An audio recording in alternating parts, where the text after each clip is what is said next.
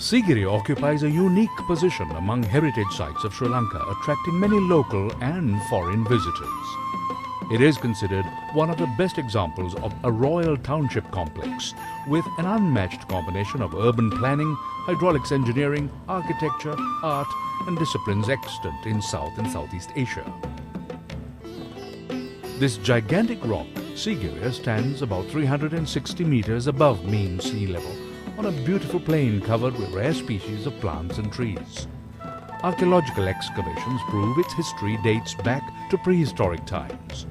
In the 3rd century BC, Sigiriya was used as a monastery, and in 477 AD, King Kashyapa transformed it as the center of his kingdom.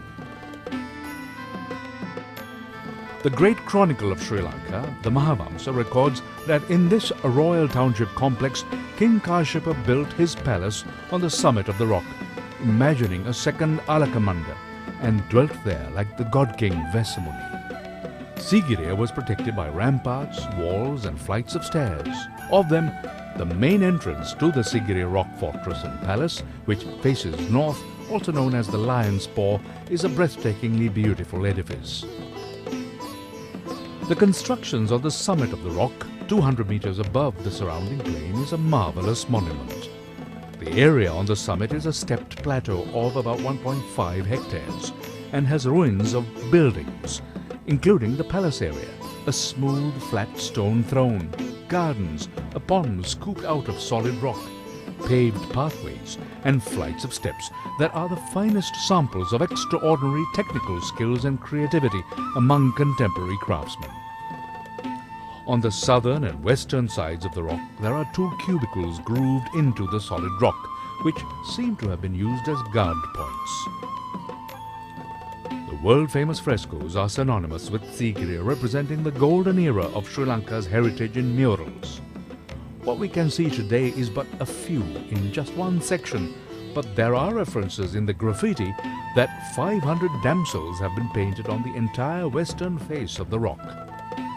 The frescoes show damsels from the waist up and celebrates female beauty, painted in a classical tradition of realism. Different opinions have been expressed as to the identity of these figures.